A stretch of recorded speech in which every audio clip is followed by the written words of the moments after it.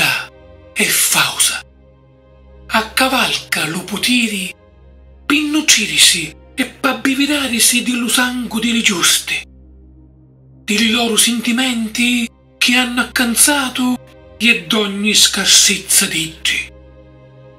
Sta società è angariosa, avvilisce, che è senza ammaestramento, che puro che è massaro nuscioso, d'una moccone amare, a cui è scicato un talucorio e sopra ogni cosa lo priva d'amore.